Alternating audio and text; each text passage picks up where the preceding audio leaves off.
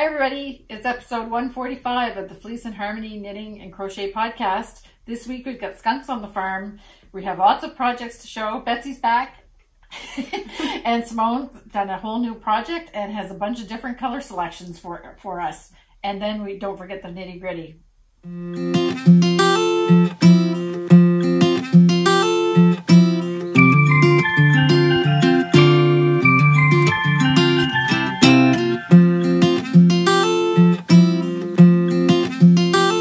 Hi everyone. Hi Kim. Hi Betsy. Hello. You're back. Yeah. Hi Simone. Hi Kim. You're here again. Yep.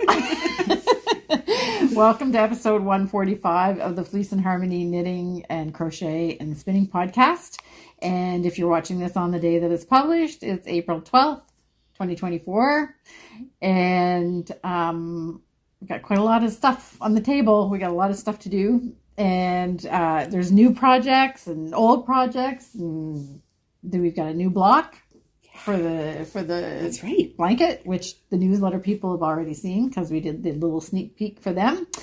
And we have a Knitty Gritty segment on knitting crimes. Building the drama. Yeah, should be interesting.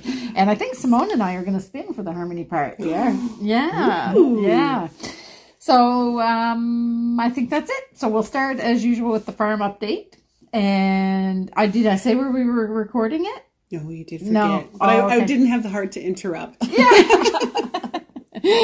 So this podcast is being recorded in our yarn shop, in our woolen mill, on our sheep farm in Belfast, PEI. Yay! Yay! Nailed it. Nailed it. Right. Okay. So the farm update. Two big things happened since we last were here. Besides Betsy coming back safely from her vacation. Well, thank you. Yeah, and you were missed. You were missed. You were Aw, missed. Yes, thank you. yes. And we had an eclipse yesterday. I got the musical chair today. I hope nobody heard that.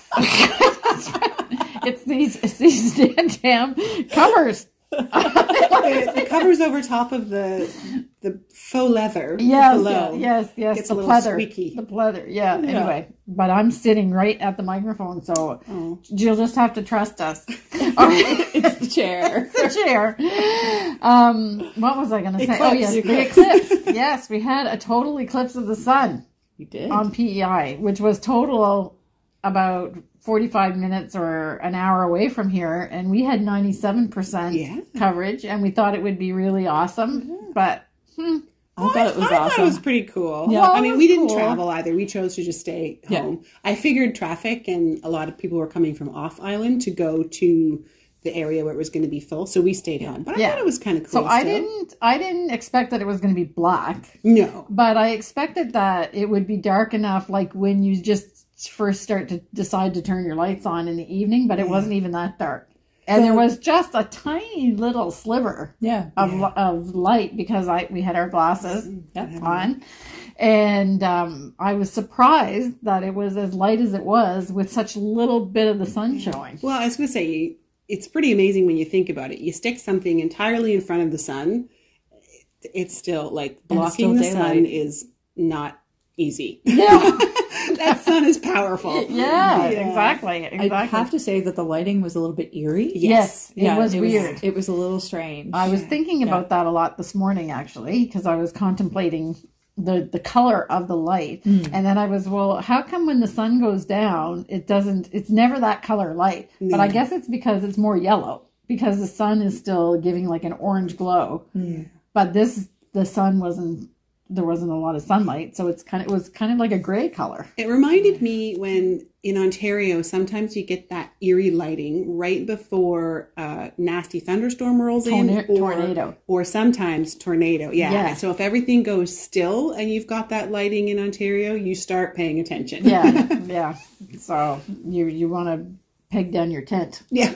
And if it goes still here in PEI, that's really weird. Yeah. It might be something more apocalyptic happening. That's right. So we very rarely have a still day. Do we? That's true. Do we, Betsy? Have a still day? No. It's always windy. Not always. No. But a lot of the time. Often. Yeah. Third windiest province in Canada, apparently. Which kind of makes me afraid for those that our second and first. I don't know who second and first is. If I think of it again, I'll maybe put it, but I have no idea who's one and two. Anyway, so yesterday we had an eclipse, and then the skunk was out. We have a skunk on the farm. I think there's been a skunk on the farm for as long as we've been here. I think that's what makes it, a farm. Yeah, smelly. Sometimes, the wildlife. But you rarely see it. I have to say, we know it's around because we see its tracks and we can smell it sometimes. Yeah. The sheep have been sprayed a few times. Dogs have been sprayed a couple times in different times. But it was just right out, and it wasn't during the eclipse. It was like in the evening. No, okay. So I thought they came out at night, but I think they were. You can see them all the time. Early evening, yeah. Or early morning. Yeah. Sometimes I see them looking like they're booking it for home because they're late. Yeah. Like early in the morning. Yeah. I was trying to convince Ken to go out and record it because I said that would be a cool harmony, but he wasn't having any of that. And he tried to put his phone up to the patio window, and it just wasn't the same effect. He needed to get closer. He needs a remote control car with a GoPro on it, and then he can that will never come back in the house again. Yeah, that's true. Because the skunk will feel just as threatened by that. Yeah, exactly. So we were pretty sure that he was living in the back of the shed that we have, and we watched him last night. He went right in to the house, and he was eating under the chestnut trees. So this fall, I had gone around and gathered a huge big bowl of these beautiful chestnuts that were just gorgeous. They were shiny and nice and whatever. They started to dry out, and chestnuts don't really stay. A little puckery. Yeah, and dark. Yeah, kind of like. Yeah, dark they don't stay that beautiful glossy brown. I didn't know that. I thought they would stay like that. But anyway, they started to disappear. So I was like, who's stealing my chestnuts? And I had this huge big, it used to be a water bowl that we had in with the rabbits. It's the one we use for the summer because it's not heated. Right. So it was a huge bowl, and there's like 5 left. So I've been feeding them all. I was going to say, you have the most well-fed skunk on the island. Yeah. He is not moving out anytime soon. No. You may as well name him. Yeah. Well, we actually did name him. His name has always been Ernest. But when I had to take the rabbit to the vet, and they don't all have names, and 4 of them look exactly alike, so I can't always remember what their names are. But I was under pressure because I was feeling guilty because my rabbit didn't have a name. So I just said, it's Ernest.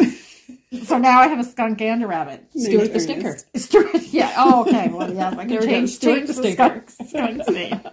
And they're all, I'm sure it's not the same one, because we had one a few years ago that I have no idea how long a skunk lives, but we had one a few years ago that was very distinctive because it had one big white stripe down its back. Yeah. Not the 2 stripes along the side. One solid. Okay. And this one has the 2 like regular. He looked more like a badger, right? I think badgers have a white stripe down their back. It was do they have 2 as well? I think so. Okay. Oh, okay. Yeah. Anyway, it was definitely odd looking, and it was really wide. So somehow for that guy, maybe he was old and going gray. No, it was definitely white, pure white. Anyway, so this is not that skunk. So we've got a new skunk. Yeah, a new skunk, but living in the same place. I vote for Stuart the Stinker. Stuart the Stinker. Yes, I think that's what I'll have to do. All right. And we have another sheep that we're feeding. Yes, an elderly lady in the flock has lost her teeth, and she was starting to look a little. They always kind of lose a little bit of weight in the winter because they're not gorging on grass, but she was just not looking too good. But she's perfectly healthy. Like we know the signs now. Yeah. So now she's eating alfalfa. So now she's got beautiful big green lips every morning.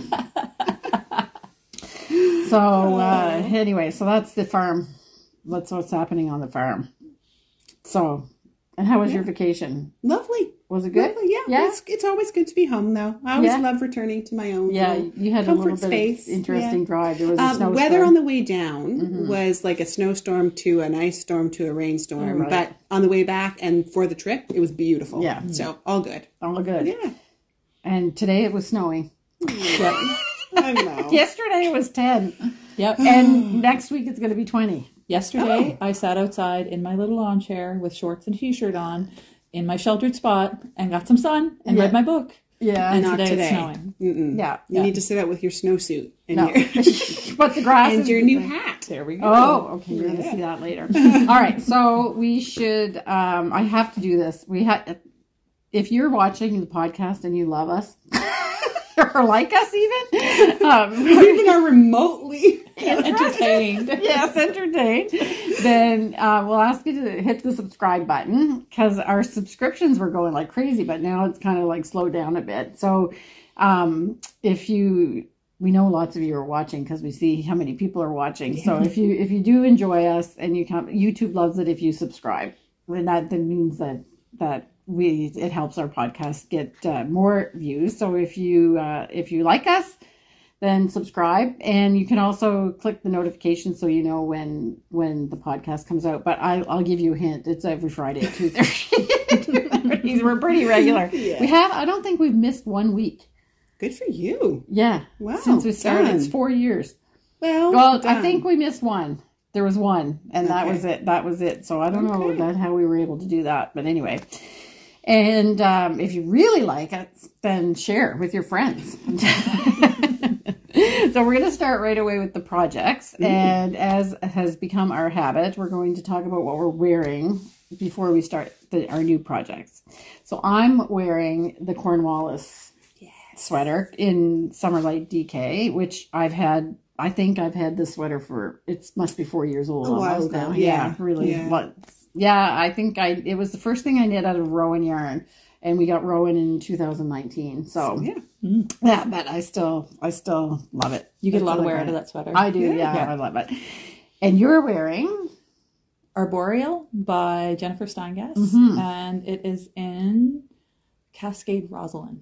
Oh, okay. Yeah, so it's got little nappy bits of silk. Yes, I was going to say something shiny. Yeah. A little bit of texture. It was my first time using the yarn, and I enjoyed it. Yeah. Nice. It's nice. And I have my patty wrap on, which I think I've worn not that long ago now that I think about it. But because we were laughing about it. Yeah. The patty wrap. The patty wrap. Patty wrap. Patty wrap. Anyway. So, Rowan Alpaca Classic. Yeah. Yes. So, and Alpaca Classic is going to make another appearance in a minute. Yeah. All right. So now, new projects.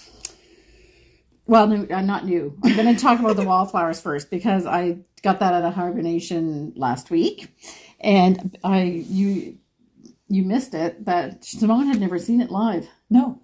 Oh wow! It was the first time I got to squish it. That tells you how long it has been hibernation. Yes. Oh. So you'll have to. You can hold your handful of flowers there. I'm counting on you to remember. Oh golly. So, I actually did work on it quite a bit. It's turned into my morning ritual. I would get up out of bed at 6:30, get my coffee, and I start working on it. So what's different from the last time we showed it was that I finished putting in all of these purple parts. There was 1 or 2 of them that were done. Yeah. So this is purple and green. And the next, by the way, this is the Wallflowers from Sue Matten from the Mercery. And it is an online course, which just started again on April 2nd. Yeah. So now we're 2 weeks from that. So now she's probably at the point. So she does a whole kind of introduction for people that join that class, talking about your color choices and choosing your colors. And so she's probably on her second lesson now. I think it was once every 2 weeks. It's a great course. It really is. It is really well done. I was waxing poetic about it last time about how every second Friday I would just jump out of bed and go watch the video, because it's just so beautifully done, and the music and the whole thing. So that was a long time ago. Although sitting here talking about it, I feel like it was a year ago, because the weather is right for when I was doing mine. Yeah. It was probably just about a little bit more than a year ago. That you've had it out. We started it, or I actually, think. We started it in April. Was it in April or May? I'm not sure. Pretty close to this time of year. Yeah, okay. Yeah. So I'm hoping that I'll actually be able to keep up, even though I'm already on chapter 5. Chapter 5, so I might actually finish with the rest of them this class.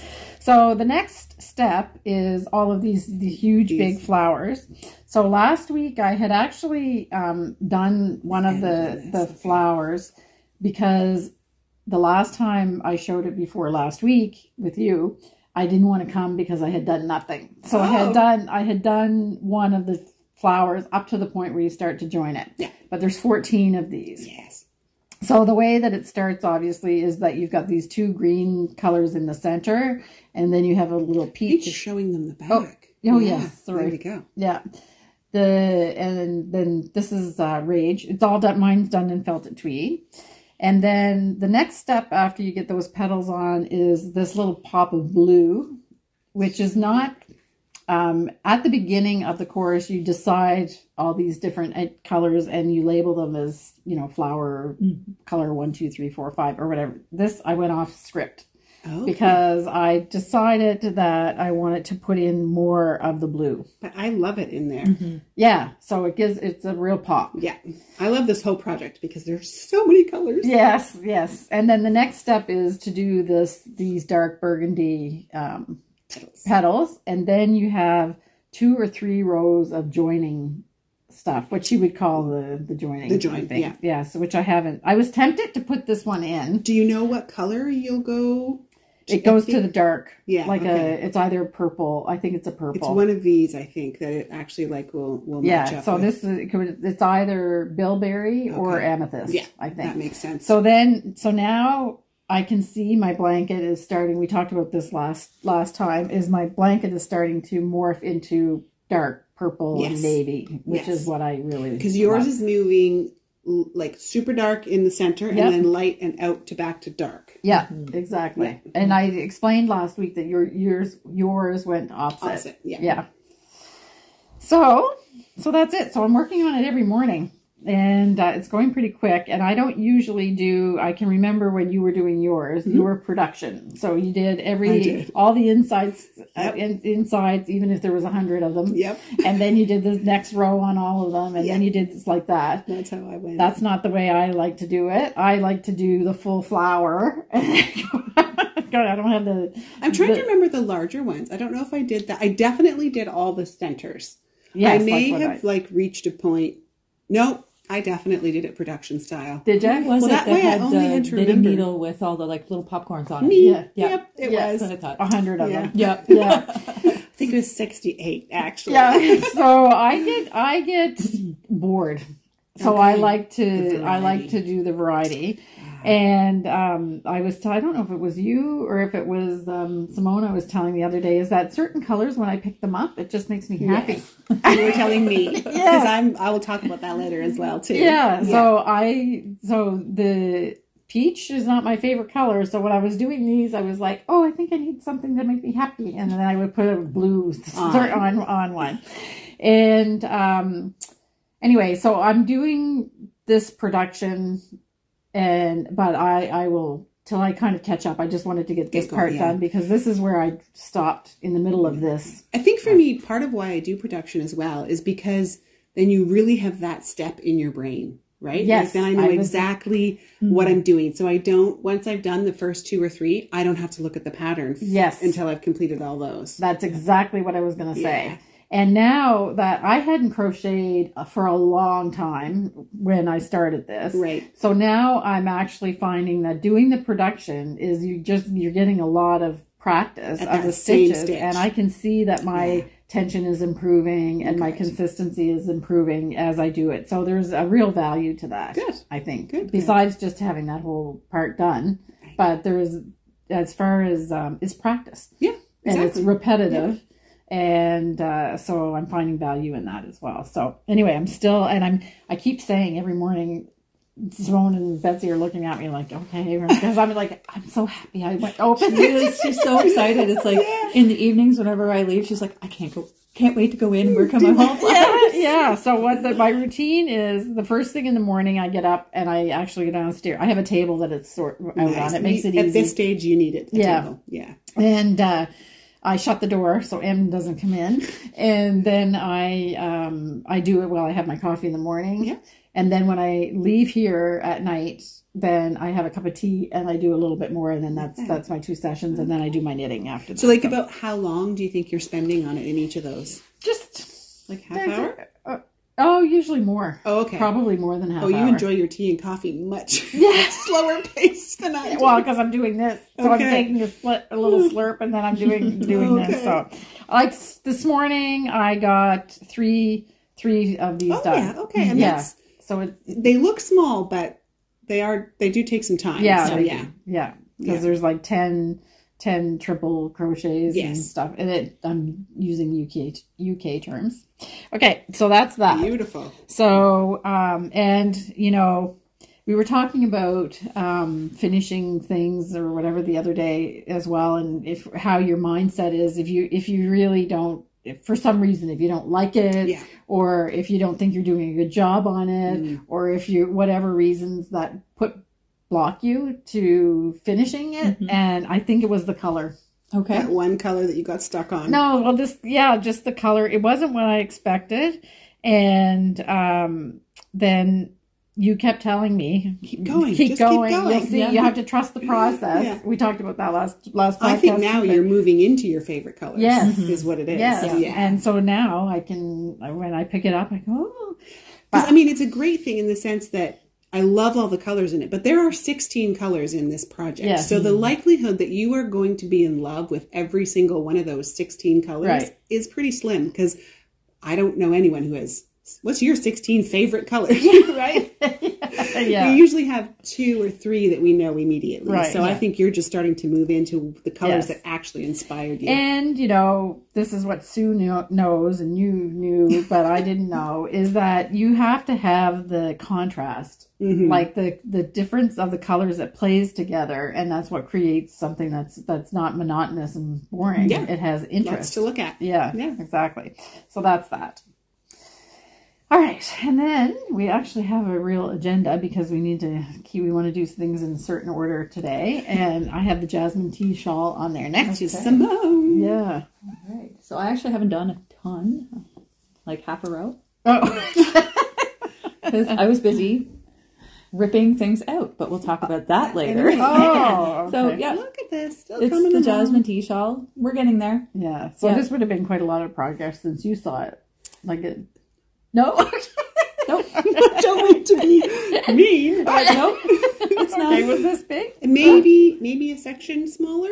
Actually, I think you were here. It's slowly growing. Yeah. But I really like the pattern. Yeah, it's beautiful. Yeah. Yeah, it is. The textured stitches are really fun, and I love these. The little picots at the end of the point. Great. Okay. Yeah, very nice. Yeah. It's gorgeous. So not a whole lot to tell on this project this week. Sorry, folks. Now I want to know what got ripped back. You'll find out. Oh, okay. In the knitting crimes. Oh, in the knitting crimes. We're not going to see it before then? Nope. Because next is the Agapanthus. Yes, that did not get ripped out. Oh, okay. I can hardly wait to... I don't know what got ripped out. Okay. This is making progress. Look at that. Ginger Snap's been helping. That is so different than I was... imagining or expecting. Yeah. So it kind of looks a wreck right now, because cotton really does need to be washed and blocked. Yeah. But it's coming along. Yeah. And it's just really nice, cute. mindless knitting right now. Yeah. It's made from hand knit cotton. Yes. Rowan hand knit cotton. Oh, that's why. So it is thicker. The thickest one that we have in the shop anyway. Yeah. Okay. And it's the color is North Sea. Yes. Yes. But it must move along fairly quickly. It does. And you know what? I actually really, really love this cotton a lot. Okay. Sometimes I find that my hands get tired whenever I work with cotton. Yes. But it doesn't happen with the hand knit. Have you tried it on at all yet? Nope. I'm just curious how far that's the V is going to be. we talked I'm about not really that. concerned about it, because I always wear like little sports, or like a cami underneath or something. Sports bras, so they're fairly high up. Okay. Yeah. So it won't be too risque. Because is there a front and back difference? No. No. Okay. No, they're exactly the same. So once I finish... Boom, Simone. I'm kind of intrigued by it. I won't lie. Well, have you seen the picture? I did. In the Rowan I did. Okay. I'll put one up here. But when you've got a beautiful model wearing something voluptuous. I don't I don't think of that. It's different than when you put it on yourself and you go, oh, all of her beautiful skin that was showing, I didn't realize how much of mine that would be. And I'm not as nicely shaped as the model, I'm going to say. We're not even going down that road, folks. No. There's no curves. No. It'll be wonderful. Yeah, I have no curves. So this will look different on me, but I'm actually pretty happy. Is it an I-cord that goes on here or just the way? It's just the way I knit it, but I will be picking up stitches and doing a little edging around the neck and around the arms. Because I kind of like it. Yeah. Yeah. Okay. Nice. So, and is it cropped? No. So it certainly won't be for me anyway. No. We did look. I think we had talked about the picture. It's not cropped, but it would sit right at the top of your jeans. So you can, because top down, you can make it whatever you want. Yeah, exactly. Yeah, it's really. And we just love saying the word Agapanthus. And somebody's going to write and be like, actually, it's pronounced. We don't care. We're going to say it that way. Well, so that's which Rowan book is that? Edition 3, right. Yeah. That's right. We've talked about that. So that's a special Rowan book that they came out with this. Yeah. It's for Quail Studio. And I actually love a lot of the designs in it. Yes. Yeah. They're really nice. I'm also curious to see when you wash and block, how much it's going to relax, or if it's going to, how much it might. Yeah. I'm curious. I think it's definitely going to even it out because you can tell with my knitting where I switched to knitting in the round. Okay. That's obvious on it. So, okay. Yeah. And is it a 4x4 rib you're doing? Yeah. Okay. Yeah. All right. And I think it's just, I'm less experienced with bast fibers or like plant fibers. Right. Yeah. And it shows in my knitting. Do you ever struggle with, I've talked about this before, the knit to purl change? The first one? Not a whole lot. Because that would be my, I do. So that would be my only thing that would make me hesitant on it. Yeah. My first purl, no, you don't at all. My first purl after my knit can be loose. Oh, yeah. So I'd have to make sure I had that down. Yeah. We do have that book over there. Patty lines. Patty lines. I'm sure she thinks that. I do. One of the things is that with the Rowan cotton is that this like we've just said how old it is, and it hasn't stretched, which is awesome. So it's partly the construction, but it's also partly why I like knitting. And that was Summer Light DK. Yeah, because my Anchor Summer Tea. I knit that in the Summer Light DK, and it's one of my favorite, most worn. Yes. Like warmer weather knits. Yeah, that's the one you did in Nutkin, right? Yes. Yeah. Oh, I can't really wait to see you in Nutkin. That was really nice. Yeah. I almost wore it today, and then it started to snow a little bit. I'm like, Nutkin, you have to go back on the shelf. No. Poor little buddy Nutkin. Yeah. Just wanted to come out for Squirrel Nutkin. Yeah. Squirrel Nutkin. Oh, okay. Yeah, that's true. And then while we're talking about cotton, I am working on my tunes as well. Yeah. So. You actually missed one. I have a cotton project as well. Okay. We're going to highlight a few different Rowan cottons here. Yeah. Okay. Oh, well, yeah. Yours is on the list. Oh, I forgot to put it on. Yeah. I thought I had it typed and then I didn't. I don't know. The tie rose. So this is. What's going on here? I was waiting. Okay. What? So this is one of my quirky things. Kim got bored? No.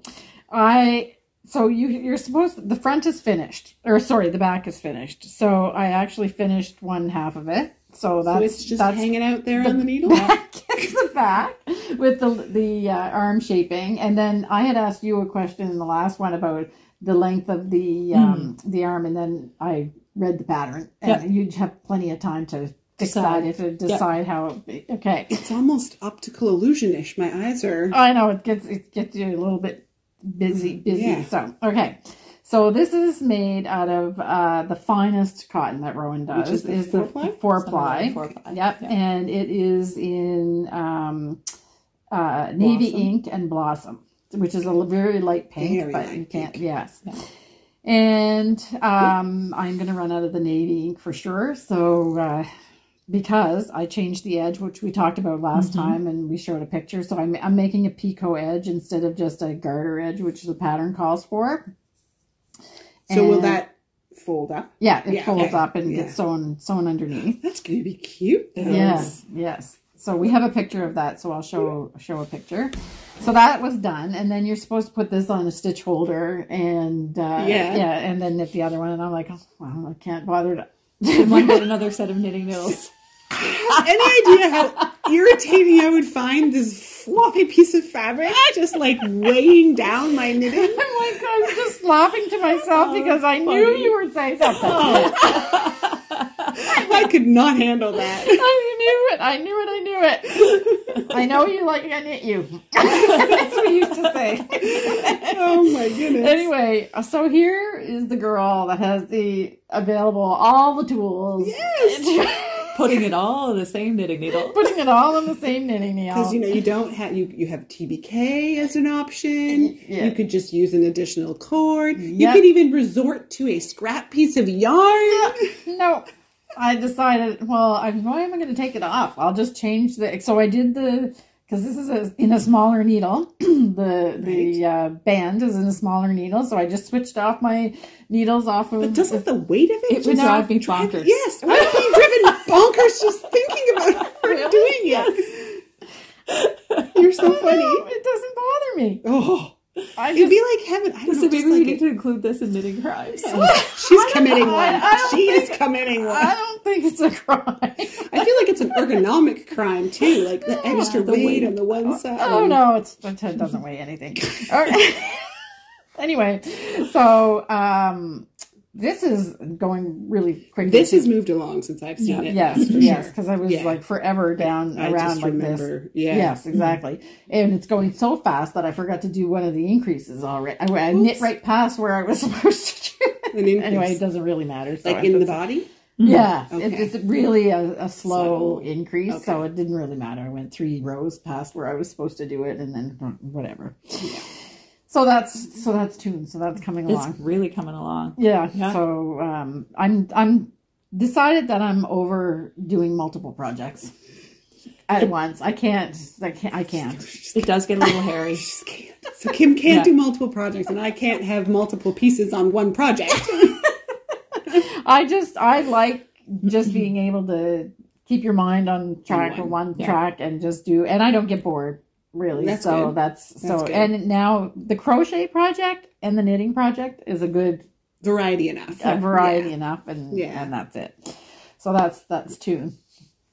Okay, and then the new thing that's on the list, and then we'll get to your stuff. Sure. You've got a couple stuff. Is a hat that just popped out of the project bag, completed, that I never even heard of yet. Although, if you want, I could finish the cotton thing. We've been through every single cotton that we have, except for this one. Yeah, okay. Yeah. So my project is in the cotton glacé. That's right. Cotton glacé. Yeah. So I had planned to have it all put together for you last night.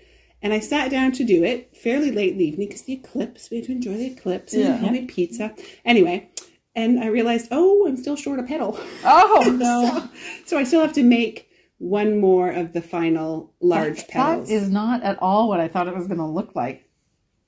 Oh, I don't know. So anyway, I haven't looked exactly yet, but it all kind of gets pieced together like a rose would. Like you just kind of keep adding it on. Are you just doing that now? Just with my hand. Oh. But it'll get sewn together. Wow. So let's see if I can actually accomplish one more half round. So it'll be tighter and neater, of course. But this is kind of the idea of what happened. And I've got this one on my hand. Yeah. And then I have to decide. Originally, I wasn't going to put them on a stem. But I think this might be built for it. In which case, I need to track down the type of wire. Oh, okay.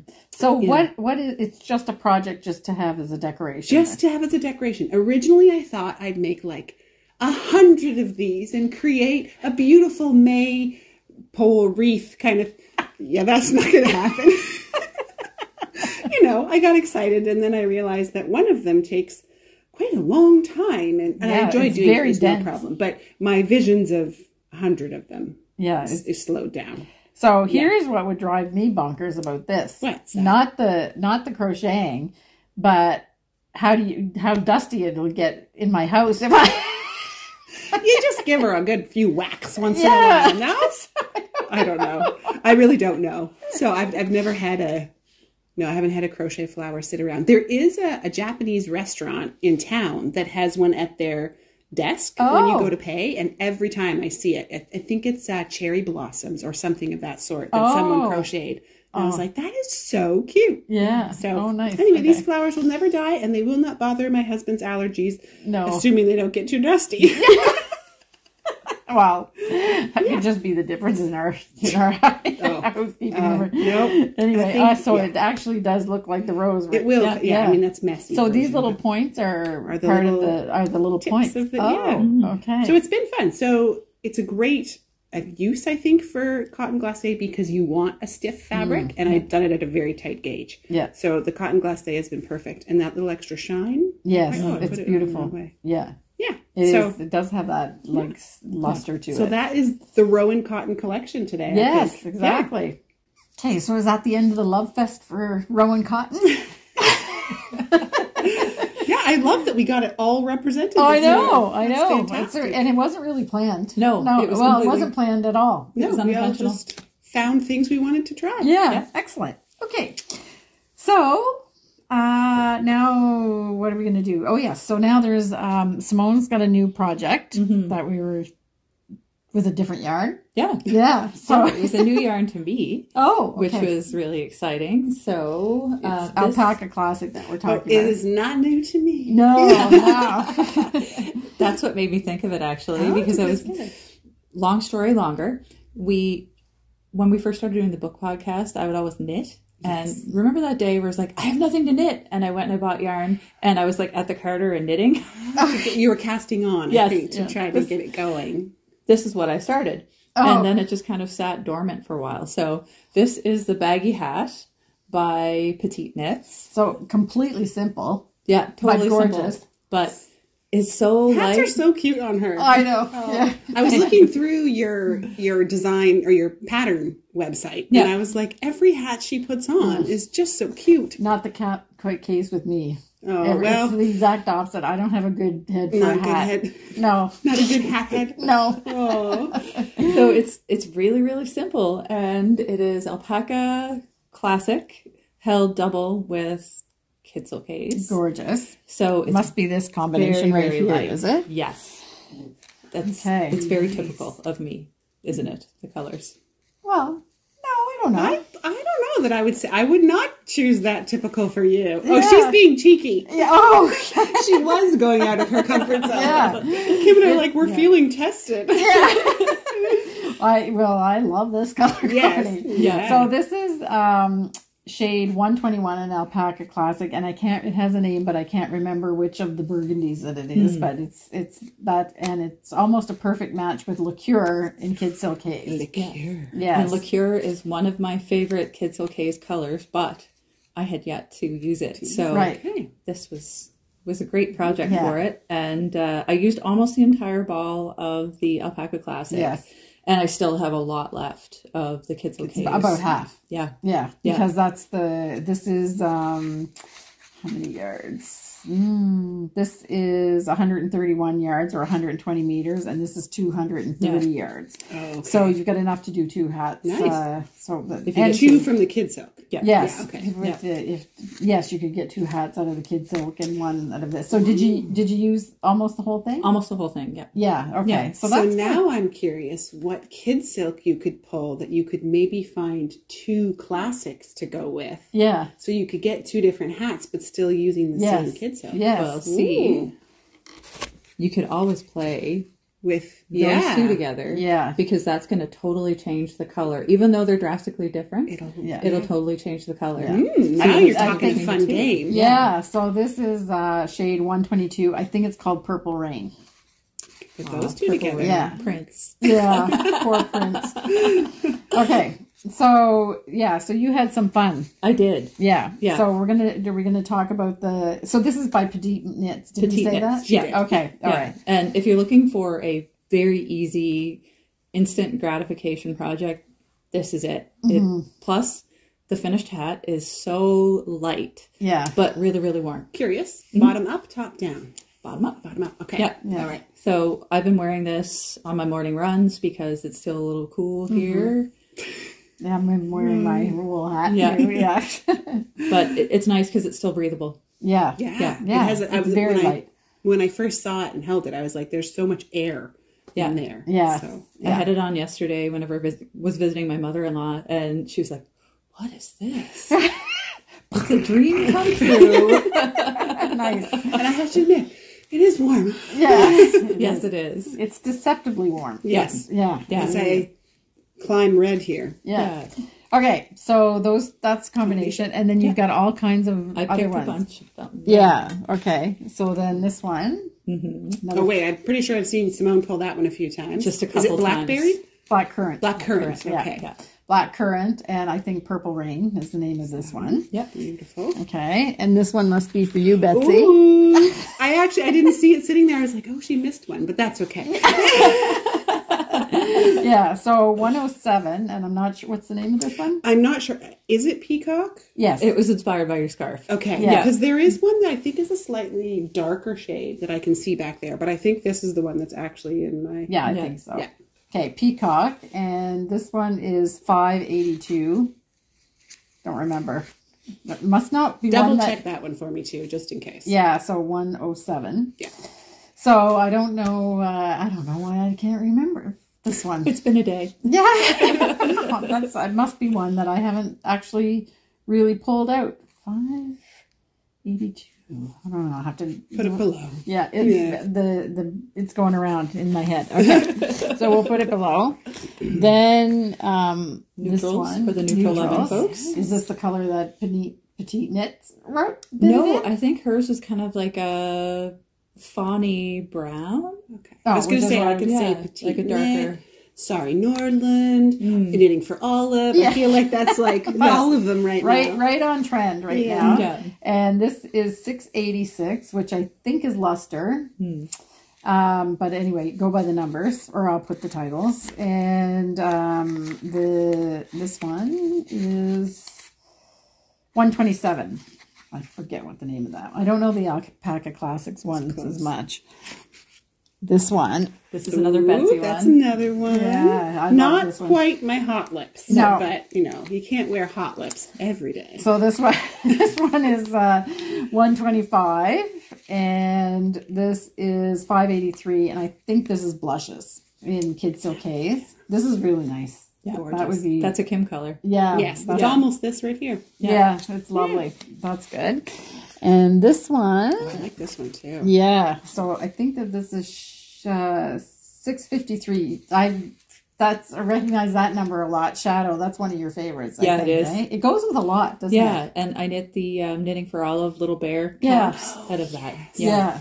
And this one is either satin or something else. It's 130. I can't. There's a couple that look. I think it's really soft satin, and then there's another one that's really close to it. So, but we didn't warn Kim she was going to be getting an Alpaca Classic quiz today. Yeah. We just kind of put it all out on the table. Yeah. And I said, "What's this? What's going on here?" And then was delighted. And the last one is yellow. Oh, I do know this. I should too. Nope, it's slipping my mind even. 113. It is sun something. Sunburst or sun... No. Something. Sun something. I'll put it down here. And this one, I think, is ochre. Is this 695 mineral. All right. So Kid Silk's is 83 colors. We carry them all. And so You're doing good. Yeah, they get good. in there. But now, after they launched 39 of them all at once, then it got a little bit. Yeah, that was a little bit whatever. What is this one? Sun glow? No, that doesn't sound right. No. Anyway, it's not mineral as well. No. Oh, well, it could be. There is the felted tweed. And there's a mineral in the cotton glacé. Oh, yeah. Okay. Anyway, you have it down here. Yes. All right. So those are really fun suggestions, and that is just a sweet little project. It is, and very quick, very instant gratification, and not a lot of thought. Right. And I have to say, the Alpaca Classic is actually, you don't get a lot of yardage, but it goes quite a ways, as you can see. And it's a reasonable price. Like if you're a little bit budget conscious, it's it's really good. The Kid Silk's is more expensive, but you can get 2 hats out of it. Well, and this is just classic. So you can use it alone very easily as well. Yeah. Yeah. It would be just a little bit, this has a little bit more of a squish loft to it, like a loft to it. So, and it was fun to try yarn that I hadn't used before. Yeah, I'm a little bit surprised you never used that one. I am so hooked on the Fleece and Harmony that I usually gravitate to that first. I won't but I'm trying to you for branch that. out a little bit. Yeah. Oh, okay. Yes, I understand completely. Yes. I have to say, when you start knitting with Selkirk Wish, that was my favorite. But then after I had the trait done, now you know the joy of point prim sock. Yeah, exactly. Which is terrible to say since I've been making it for 7 years and I'd never knit with it. Yeah. Check that off the list. Yeah, exactly. We'll do it again. Yeah, exactly. Okay, so then Betsy has another project which kind of came out of the blue. Yeah, well, I found it of stash yarn. Yeah, but I've always admired Your Birds of a Feather by Andrea Mowry. Yeah, so that was first published in Lina Magazine #2, I think. Which is not available. It's out of print now, but I still have some copies. Is it my #2 or #3? Okay. Anyway, I'll put a title down here. Yeah, and it's just you've always every time you talk about it, you're like, it's just so large. But that's exactly what I was after. Yeah. So I am halfway through. Oh, at this point, really, really nice. Yeah, and I'm loving the combination of garter. Oh, you get to switch yarn, more garter, and then you got to focus for like 15 rows to do some beginner lace, which is good because I tried to do a lace project that was not a beginner. So this has made me go, okay, I can do lace. It's just okay to work up to. Yeah, exactly. It's okay to work up to row in fine lace in a super complicated pattern. Yes. So is this your first time that you've done lace? Yes. Oh, okay. Yeah. All right. Yeah. Excellent. So I've never done that before, and I like it kind of is a bit scallopy. Yeah, what is that? Is that Feather and Fan? Feather and Fan. It's a very classic. Yeah. And this is I'm really enjoying this yarn. It is a merino and silk blend, which I now really like. I've never done silk. So now I went through the store and I was hunting for everything that contains silk for future. And this one is an Angora and wool blend as well. So it's a little like when I'm working with it, but it's still... The contrast between the textures is amazing. Yes. I really like it. She originally does it in a fingering weight. She just says whatever fingering weight and a kid silk. So stay tuned for next time when I might have started another one already. Oh, okay. So when I did mine, I actually did these bigger stripes in Celtic cashmere. The very first batch we did. Dyeing up all your cashmere in the last couple of weeks might have been part of the motivation to find something super soft and luxurious. And you definitely hit the nail on the head with this. It's gorgeous. Yes. And then I did this part in the kid silk haze. So it was very, very light. And yours is in the whites, which I love. Yours is so romantic and flowy. But when I saw this color, I just love the colors. Yeah, nice. So I think mostly what is bringing me back to this part of it is the ease of the pattern. It's not complicated knitting at all. No. And the other part is just the colors. Like you said, they just make me so happy. Yeah. So my encouragement to you would be, sure, go ahead and create a wardrobe you think you might need and be classic and everything, or just choose the colors you love and knit with them. Yeah. I always feel like I have to apologize for knitting with red because I love red, but I think you're right, Betsy. I'm going to knit everything red. Well, I remember growing up, my mom used to encourage whenever we were out purchasing anything that was like a little bit more formal type thing, she'd always encourage me, well, choose that's a classic color, right? You can wear that forever. That's a classic color. So I spent a lot of time wearing black and navy and white, and because they're classic colors, but they're almost not even colors. As I sit here in a black shirt today. But that's the wonderful thing about shawls is, you can make them as subdued or wild as you want because it's an accessory. So it will go with your black and your navy and your gray shirts. And right now I'm just loving the freedom of, I guess we're going to mention that later. Anyway, I'm loving the freedom of it doesn't have to fit in the end. It just Yeah. It'll be what it is. What, the shawl, you mean? Yeah. Oh, okay. With a shawl, just okay. the idea of a shawl that I am spending no mental energy worrying about, is this going to fit? Yeah. Yes. So that's fantastic. Yeah. It's very freeing. Yes. Yes. Yeah. Okay. So, I think, did I miss anything else there? I think that's it, except for the spinning which we almost missed. So Simone and I are going to spin for the harmony part. And I also have some spinning to share. I know you do. So that's why I have it listed there on the project part too. So, but I don't think I've seen this before. No. I got two things to share. Goodness. Oh, So okay. I started up. Andrea Mowry is we're having an Andrea Mowry moment, I guess. Yes. She started up with 100 days of long draw, and long draw is not my favorite method of spinning. Okay. Because you don't do it very often. Exactly. So I challenged myself to participate in this and get better and more comfortable with long draw. So, And now what's happened? I finished a long draw already. Well, I was watching her and she did say it's faster. It is a lot faster. Which clearly you're proving that. Yep. Yeah. Nice. And then I got half That's a braid done fun. too. Wow. Okay. Yeah. So as you can see, my What is this? that is on the tag. Okay. It's here we go. Melly Knits Bat. Yep. Romney, Dorset. Oh, and Baby Aunt Dorset. Okay. Interesting. Yeah. Do you know why I find that interesting? No, I have no idea. Because it's a down breed and it doesn't felt, and we talked about this before. And Dorset's in a lot of the island wools, is it not? Not in a lot of it, but it is soon to be in the flock that we buy our wool from. Okay. And I didn't know how it was going to spin or how it's going to act. Yeah. So when you say it's soon to be in there, you mean that the farmer has purchased Dorset sheep and they are now mixing and mingling? No, he's not mixing them. He's keeping it sort of like a separate flock. Okay. But he's just trying out the genetics of it. But we want to buy wool from him. But I was like, I panicked a little bit because I said, you're not going to mix it with the Rito Arcot because our wool is, and it does feel very fluffy. Yes. Yeah. I'm going to pop Springy. it open. Sure. So that you can see.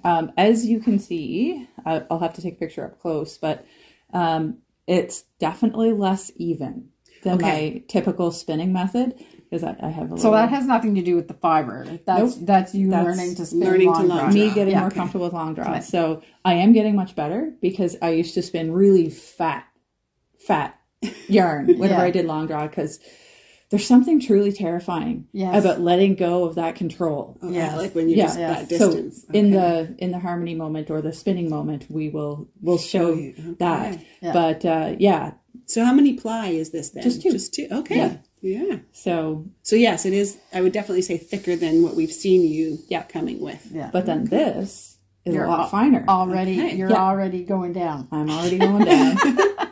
And that is... Well, this is absolutely as fine as how you're doing Corriedale. with it. Yeah. Corriedale. Okay. Corriedale. Yeah. So it's Pit-a-Pat by Hello Yarn. Yeah. And I'm guessing this will be I've lost the word for it. 2-ply fractal. Yeah, fractal. That's what I was trying to say. Yeah. Am I predictable? A little bit. Yeah, a little bit. No, that's okay. That's what you love. Yeah, you have to do what you love. So this is, correct me if I'm wrong. Long draw gives you more of a woolen spun yarn as opposed to a worsted spun yarn. Yeah. So not so much more air. Mm-hmm. So inherently, it's going to be fluffier. Yes. Anyway. Which then also means potentially warmer. Yes. Yeah. Okay. Yeah. Yeah. So this is a true woolen because it was with carded fiber.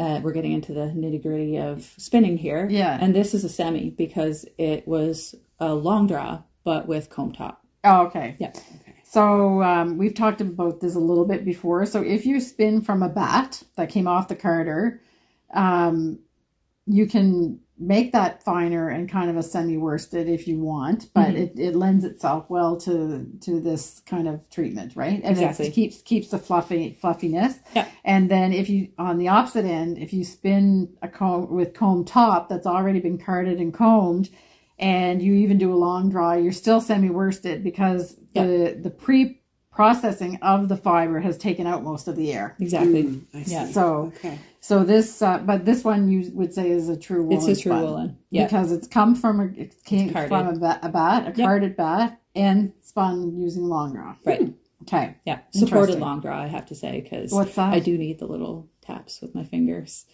What's that mean? So I'm not just pulling back. Okay. I occasionally tap it to keep the twist from Okay. flying back so fast. Yes. It's just another method of control. Okay. I'm not a control freak, I swear. when it comes to spinning? Maybe a little bit. Yeah. So at some point, is it a goal to not have to do the taps, or is it just another way to do it? I think some people it's a goal for not having to Okay. do the taps. Me, I don't know if I'm ever going to be able to get there. We'll Why? see. Because I like to control the twist. You can't freely abandon. Or it actually end result isn't what she's looking for. Yeah. Yeah. Well, and it's got a lot to do with comfort zone too. So maybe Yeah. in another 10 years, Okay, I'll be able because to do it. being a relatively new spinner, it is absolutely terrifying if the twist gets into your fiber, yeah, Okay. uncontrolled, because then the whole thing goes. it gets really tight and you not can't, nice. You can't draft it. You can't draft it at all. It's Yeah. Because very it's already strong. half spun. Yeah, Okay. exactly. So you can't get that nice little. So I would be terrified. Because Kim doesn't like control either. No. We're spinning on the edge. Yeah. And the edge of our personalities. And I'm so controlled I don't even spin at all. You let other people do it for you. Very nice. Okay. Great. So lots of fun spinning stuff, and I will be doing a lot more. So for people that are doing, because this is done on a wheel, Yes. obviously. Yep. So can you do it on a drop spindle? You can. Okay. Yeah. So you can do it on a drop spindle. You can do it on a support spindle. Right. If you're looking to do it on a drop spindle, there's a book out, and it's been out for quite a while. It's by Abby Frankmont, Respect the Spindle. Okay. Yeah, so that's kind of like a crash course deep dive on all things spindle spinning. And she goes over several different draws or drafts, and then different plying methods and things like that. So yeah, Okay. it can be done. So everything new that you've talked about since you've been here, I always say, can you do it on a drop spindle? And so it's basically, I can't think, you must be able to do everything on a drop spindle. Yes, pretty well. It's not that it might not be easy Yeah. or efficient, Yeah. but you can do it. I've never been able to chain ply Okay. using a drop spindle, but that's not to say that somebody out there can't. Yeah. Yeah. Okay. I'm sure there's an ambitious person out there that's like, oh yeah, that's no problem. Yeah. Okay. Great. So that looks very interesting, and you will see Simone doing long draw in the harmony moment. So that's great. Okay. So, and for people that have maybe never made it to the harmony moment, that's just a place where we relax and listen to music and just show video. So there's no chit chat and no talking. It's just like winding down. Yeah. Literally. Yeah. Okay. So we will do a shop update. Oh yes. So we've got some big things in the shop update. It's blanket block time. Yes. All right. So this is Simone's crocus. So I bet because you did a bit of an early release on the pattern, there are folks out there who've already knit theirs up. I know. They've started. Yeah. Yeah. Or at very least, there's got to be one person who did it up in an afternoon. Yeah. Yes. The thread on Ravelry is very active. Yeah, it's I great. have to say. It's really, really great. Everybody's very supportive there. And I was going to give a shout out to Doreen Mac L, because she shared how she blocks. yes. I have to give you a bit of shade here. So. Oh, yes. Yeah. So before we get to shade, Doreen Mac L taped out a square on her blocking mat, 12 by 12, so that she knows exactly how big and proportionate So smart. to block her squares. So I did that, and I love it. I just want to show you something. We have these little things. I'm pretty cheeky after having my two sides of my tune on the same thing, because I don't want to bother coming out and get tools. Yeah. But So does this get filed under knitting crimes too? Yeah, maybe. Oh, yes. I think so. Knitting crimes, blocking Yeah. I don't want to say it. I don't know if Yes, you, you're I walking don't, now. well, I don't, I wouldn't be tempted that's to not use terrible. 100 T-pins. What, like either, me? but- Put one in every row? Yeah, exactly. Is that what you did? Pretty much. Yeah, right. So I will be investing in the knit blockers. you can do that, or Or- you could use wires too. And knit That's true. blockers. Yeah. So, and what they are is they're like Comb. Yeah. several T-pins, but Yeah. Yeah. All in one push. in one set. Yeah. Yeah. So you just But I never noticed your other blocks were like this. That's because I was hasty. rushed Oh, this one. okay. Yeah, I was. All right, did you try to do it? Is it more of a I think I'm hard holding block? mine upside or... down. No. Oh, No. no, it was just. I was just hasty. Yeah. I was tired. okay. and I wanted to so get a it's block. okay, Simone. We're not starting to feel bad. we talked about it before we did the episode. I said I'm totally going to call you out on this. And so- you should. Yeah, Because well, it's blatant. Yeah, I'm not. But again, it'll be fine when we actually Look go at this and put though. it together. If you want it, yeah. Check that. That's- We didn't tell them what it's called. Oh yeah. Can they guess what it's called? Maybe. Crocus. Crocus. Crocus, and yours is Springing forward. springing I forward. love that name. Yeah. It's so cute. Yeah, nice. So here's the two blocks. Yeah. And I'm going to mention again that we the blanket is not put together. Like Nope. we don't have all the Nope. blocks knitted. Here they are. And at the end we're not matching them together. No, they won't be exactly. Yeah, side by so side. they'll all No. be like Yes. blocked around, and there'll be two more squares of each color. Yeah, that so we're already in April. Yeah, we're not at the repeat yet. No, are we? no, okay. but So July is the repeat. July I'll Yeah. start the repeat. Yeah. Yeah. So because some people are already sewing them together, but Oh, and to be clear too, we're not going to repeat the motifs. yeah, Oh, no, We're just no. repeating the colors. Yes. Yeah. exactly. And there's even a fun spin on that one Yeah. for us too. Exactly. Yeah. oh, okay. Do not I know about complicated. it? We just do tradesies. Oh, okay. So instead of me doing, this color is the background color and this color as the contrast, I get to switch. And I Oh, will okay. switch And you'll mine. switch So yours. here, my Okay. predominant color is the darker. the darker. Okay. It'll be the Lighter. lighter. Oh, okay. I think you guys are so smart. Okay, so that's Only now I'm panicking. Oh, no, it is. Okay, it is. Is that what we were doing? I don't know. Okay, so crocus. So it's there, ready to go, and we're having fun looking at all the Ravelry projects. And I also love seeing the knitting loom. Oh yeah, Which The double-sided? would love if you would be willing to actually put in the comments what exact tool you're using, because I'm so interested. I looked into knitting looms, but when I looked at the picture of yours on the Ravelry, it's a wooden one, and I haven't been able to track that down. So if you wouldn't mind just dropping in what exact tool you're using, and maybe, I don't know, a book or something that you learned from, I'm really interested in Because the pursuing stitches it. are so So exact neat. and Yeah. precise and Yeah. tidy. And I might be hoping to convince a family member that they should learn that to be able to then take the charts they love designing and knit it themselves. Especially since they started designing their own blanket. Exactly, they Oh, did. Yeah. they did. Are you talking about Matthew? Oh! So my husband has started designing his own blanket and has charts going. Yeah. But a couple of things about the loom knitting, so neat and double-sided. Yes. Yeah, So it's loving really that. amazing. So Yeah. if you haven't been in on the Ravelry thread, you should go in just to see this. The Ravelers. I don't even know what her name is. I don't either, which is why I look it haven't up. asked. Yeah, Yeah. maybe we'll Yeah. put it down here. Yeah. And because it's worth looking at. Yeah. It's really something. I mean, you'll have I to- love my hand knit one too. Yeah. Yeah. But just, I'm always interested in learning new techniques. Yeah. Yeah. Yeah. There's And- always something to learn. If you do convince Matthew, you'll have to tell him that he has to buy his own stash. Sorry, Matthew. Yeah. Because whenever I'll Curdy share. learned how to spin, Oh, I taught him one want to. winter. I was like, Does he he doesn't anymore, but Oh. I did teach him one winter. And my rule was, if you enjoy this, you buy your own stash. You don't spin my Oh, stash. no, my plan is totally to convince him to use up my leftovers. Oh, okay. Method to your madness. Yeah, okay. So that's the first thing. Yeah, the April blocks. So just to repeat, because I was feeling a little bit of pressure, not that anybody was putting pressure on me, but it's the first knitting podcast of the month that the blocks will be released. But in this case, because we had 3 podcasts in March, it meant that it was March 31st or 30th or whatever, then it meant that it's the 12th before you see the blocks, which is almost 2 weeks into April. Next month, it's going to be late again. Yeah.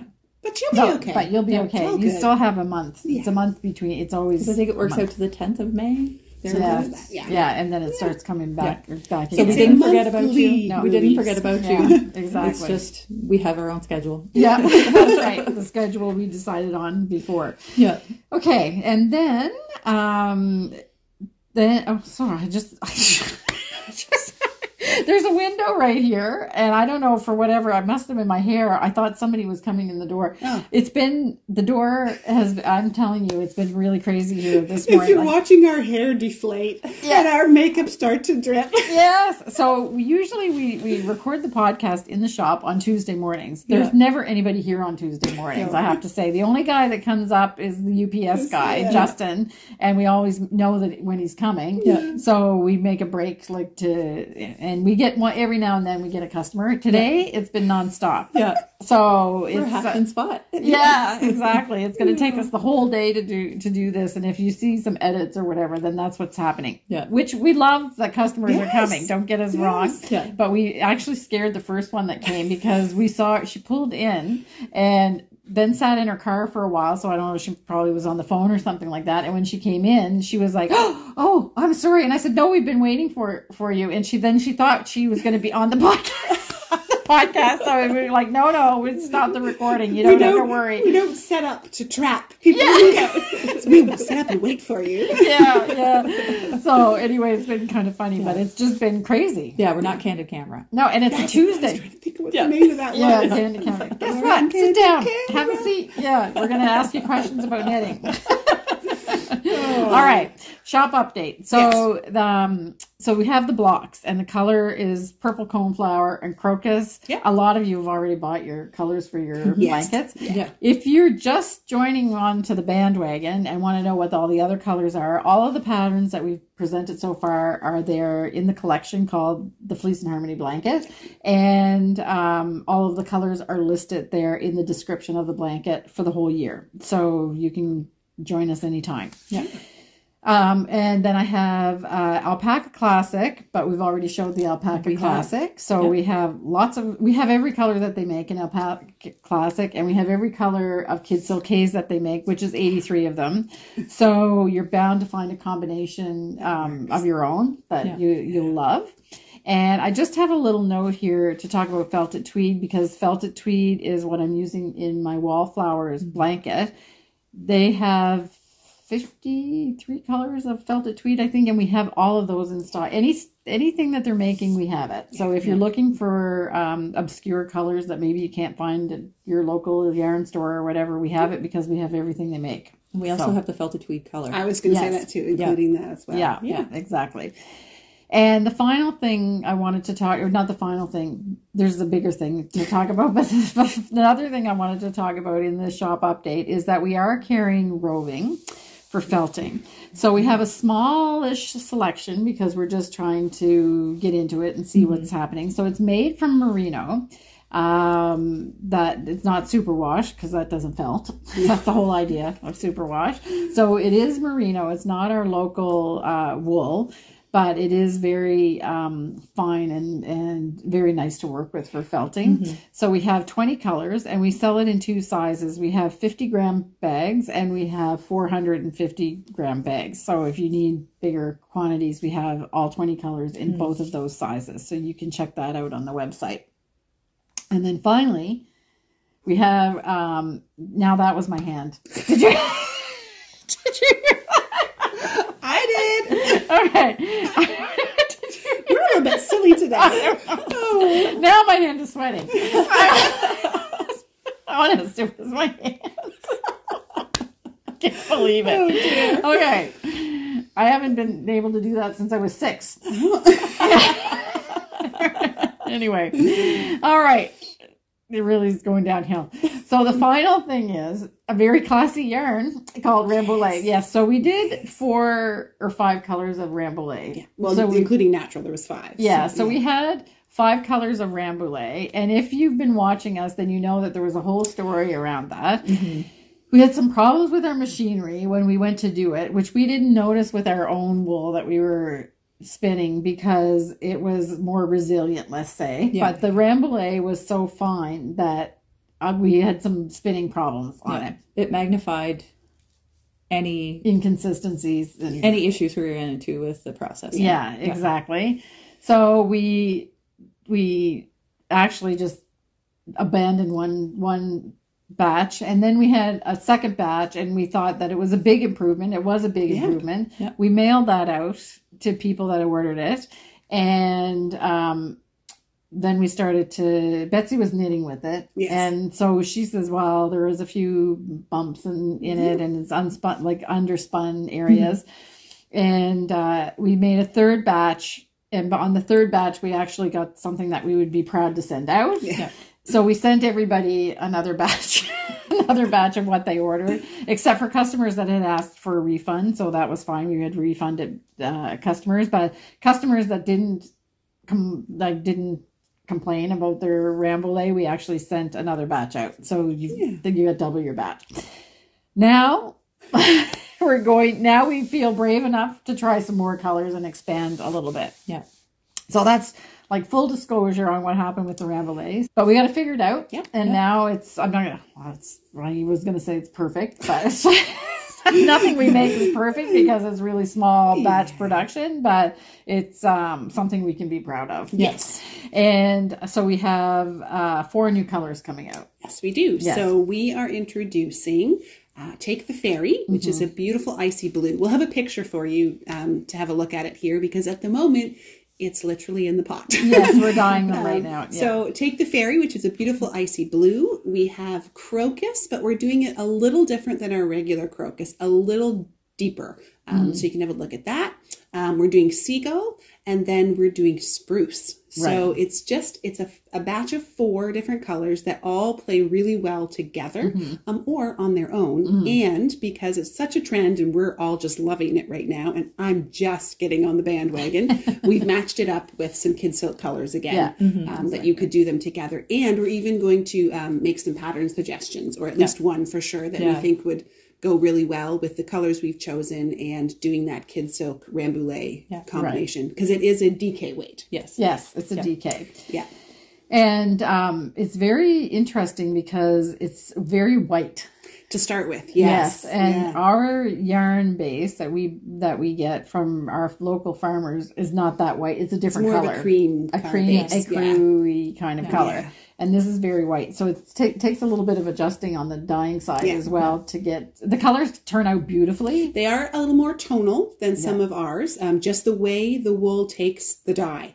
I've dyed it enough times now to go, okay, that is just its personality. So there is a bit of a tonality to it, but again, we love that. Yeah. So hopefully you will too. Yeah.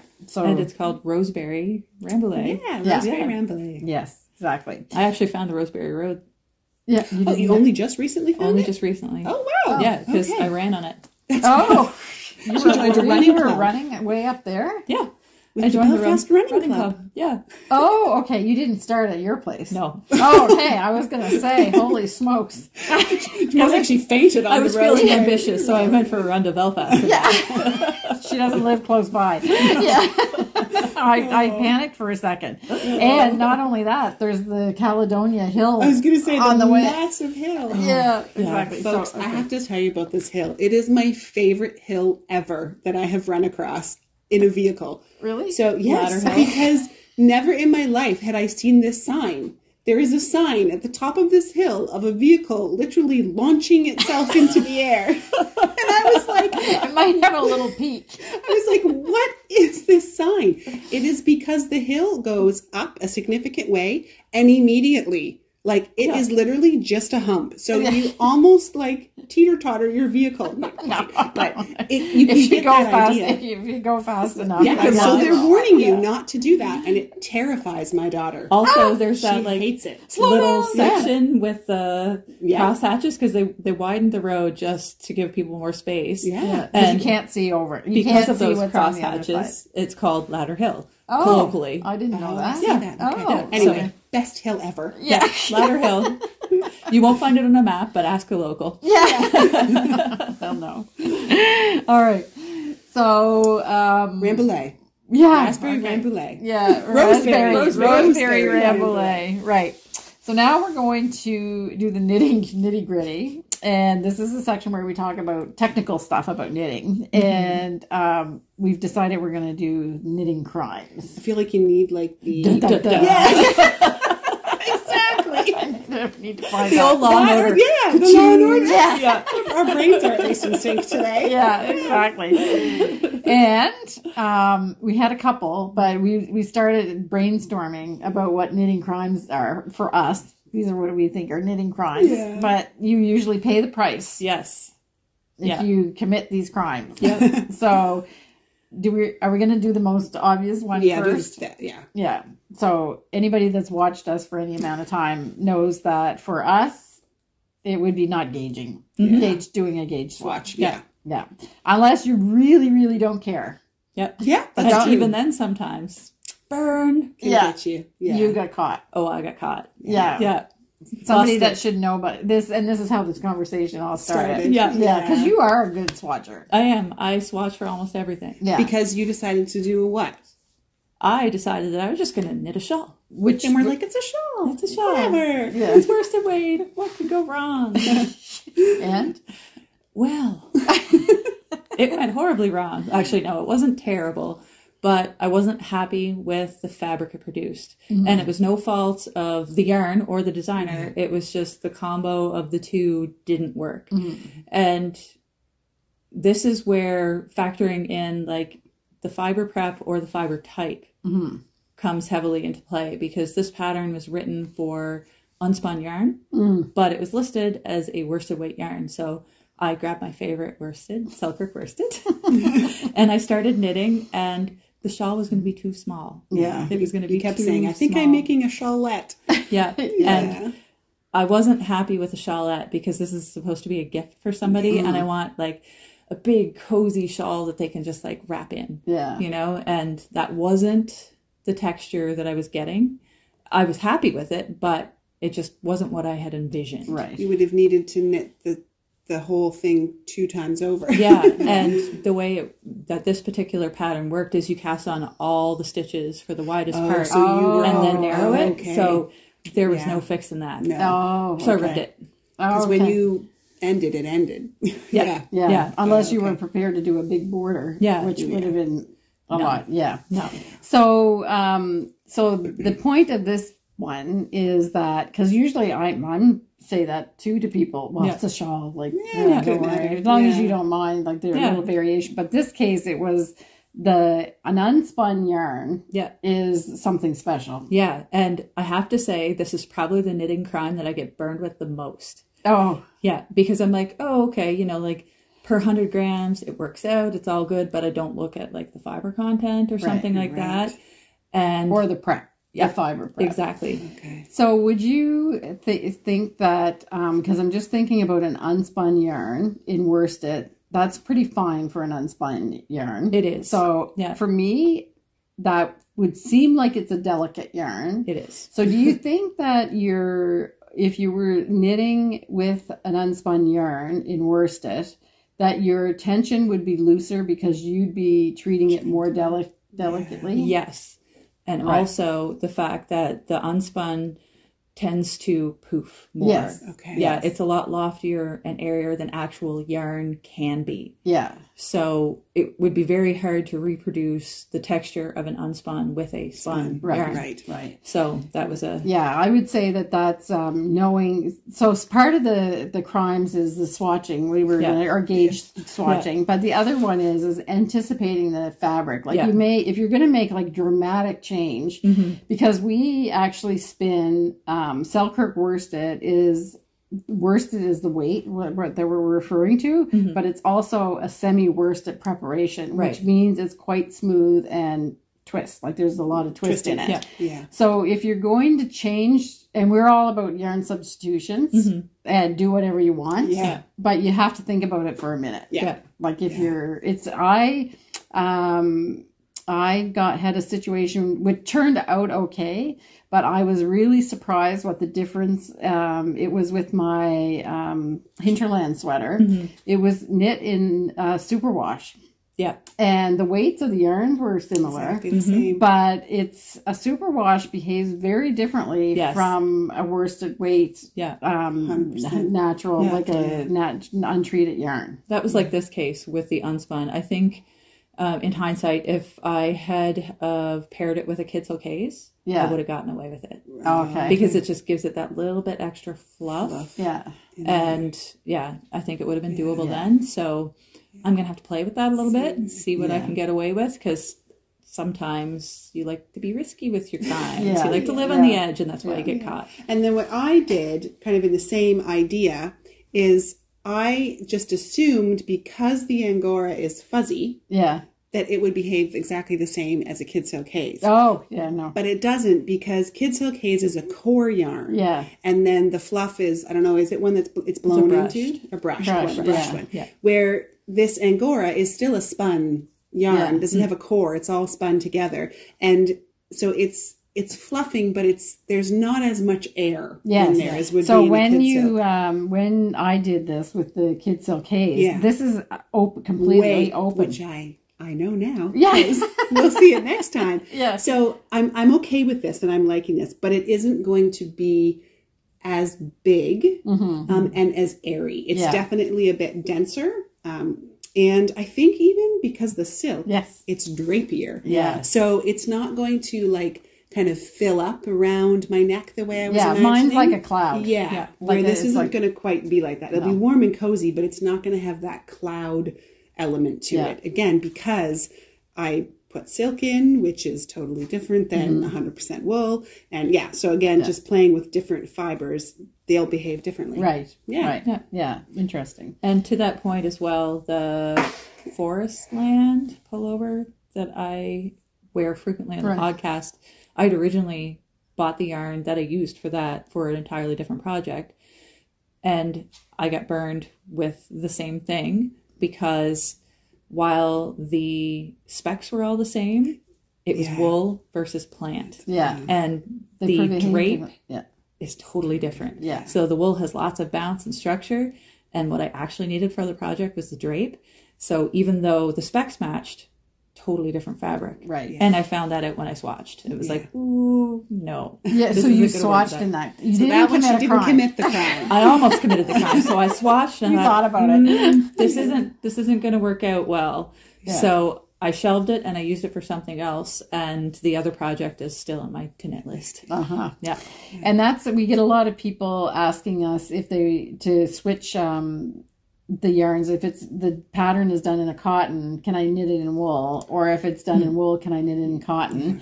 And I really hesitate to say yes, go ahead with that. Because I think, the designer and the actual measurements might come out different, because to get the same, you might get the same gauge, but it's just going to be different fabric. So different. Yeah. So I mean, if you're a really experienced knitter and you're fine to just go and, make changes on the fly if you have to, then go ahead. But for me, I knit cotton patterns with cotton yarn. I might change the gauge of the yarn. But I don't like. I love this sweater, but I wouldn't be knitting it in wool. I would find another sweater that with stripes and this is like kind of same shape that was made for a wool. I would knit that in wool. You would knit it in wool? I would knit it in wool. I'm going for it. Because I used to have a cardigan that I knit in hand spun, and it had the garter ridge top, and I absolutely loved it. Yeah. And I would totally knit it in wool. Give it a try. I just committed another knitting crime, didn't I? Well, because the reason I'm just speechless. It doesn't happen often, no. But would you adjust? You'd have to make adjustments. I would adjust it. Yeah. See, Simone is experienced enoh that. I mean, she took a Marie Wall and did what she wanted with it. I think we can call her an experienced knitter. I'm tempted to say, Simone, you're missing the point. supposed to be knitting. I'm an unrepentant knitting criminal here. Yeah. She's out. Never mind. Anyway, but yeah, ordinarily I would be the same as you. It's like, you know. But okay, so here's the difference in the personalities as well. So you have to know yourself. Yeah. Is that Simone? I think I'm gonna analyze the situation for a second. Is that you really treasure all the mistakes you've made because you feel that you've learned. Yes. That you've become a proficient knitter that you are because you take all those chances and you're willing to rip it out. Yeah. Okay, so 1000%. that's fine. Yeah. Yeah, so that's fine. And it'll take her a week to knit the sweater anyway. Yeah. Exactly. So that's fine. You want to make all the mistakes. That's why I enjoy the School of Hard Knocks, apparently. Yeah, so that's why we don't use Google around here. We just say Simone because we already know she learned it. So whatever. If you're not like that and you don't want to tear it out or whatever, then you might have to do a little bit of research with your gauge swatch. I guess that's it. I'm willing to do the time for my crime. There we go. I think our next time that we have a chance to sit together at lunch, you're going to get a lot of questions. All right. Excuse me. And to be honest, be honest, I use this sweater as an example, but it's probably not the best example to use because it is kind of a forgiving pattern because you've got all the garter on the top and whatever. But anyway, now I should have picked another example. Yeah. It's all good. I'm going to move us on to back to the other knitting crime we discovered today. Yeah. The idea, so with blocking, we've talked in depth about blocking before, but as our sample showed us today, you also will want to remember. I was a lazy blocker. You'll want to remember when blocking, because the crime being where you stick those pins, and as it dries, almost all fabric, I think, pulls in a bit compared to when it's wet. Yeah. So just, if you're going for a hard block, then you're going to need to use something like they call knit blockers that have a lot of points of contact. Or pin every pins row. Exactly. Like me, every row. Every column of stitches. If you're doing a lighter, gentler block, that won't show as much. No. But the fabric will dry and hold, at least for a while, the shape that it was tacked in. So that's actually why I asked you, did you need to hard block it? No, I was just really lazy. Okay, just went fast. Because that will happen if your tension wasn't quite what you expected and you wanted a 12 by 12 block, which can happen on this blanket. Yeah. Is that because you're knitting multiple squares over time? Yeah. You may have to hard block at some point. Yeah. So which is okay. Just make sure then that you use the knit blockers. Yeah, exactly. We're picking on Simone so bad. It's all good. It's all good. Yeah. And you know what? When you're a lazy blocker, you deserve it. Well, she brought it up. With the painter's tape, you'll be fine. It'll be, you can still do it quick and you'll get it all set. So, All right. So, so that's that. So I think that's it for the Knitty Gritty. Mm-hmm. And now we're just going to talk about the Fibre Festival for a minute or two. Okay. So we just had another question. It's been a great day in the shop. I know it's been a great day in the shop. Actually, that's the friend. She used to live out here. Oh, nice. Yeah, so she has company, and so we're going to say hi to her because she's a knitter. Her friend from England is a knitter, and I think she's probably watching. Okay, well, she saw the behind the scenes. So we were at the Fibre Festival. Yes. So just a little reminder that the Prince Edward Island Fibre Festival is happening on October 3rd to the 5th. And on the website, it says the PEI Fibre Festival and it says the Delta, but we still get people asking where it is actually going to be. So it's actually in Charlottetown. So it's all in one spot at the convention center, which is the Delta Hotel. And we've already have a couple classes that are sold out. So if you're interested in coming, you should probably check it out sooner than later. And the rooms are also booking up pretty quickly. So, and I think it's actually, there's like 3 or 4, I should have looked this up before I'll do it for the next podcast, but there's like 3 or 4 more events that are happeing. It's a busy time. Yeah. Yeah. So I did check though, because I was at a thing for like a trade show for PEI meetings and convention, and the person that is I guess the guest coordinator or whatever for the Arts Hotel was there. And I said, she said, oh, well, we have give a rate for the Fibre Festival. I said, yes, but if you're having a sweet street party out in front of your hotel during the Fibre Festival, I might not recommend people to stay there. Yeah, that is true. Yeah, because Simone was staying at that hotel. I didn't sleep. No. I stayed up and danced. Yes, she actually went back.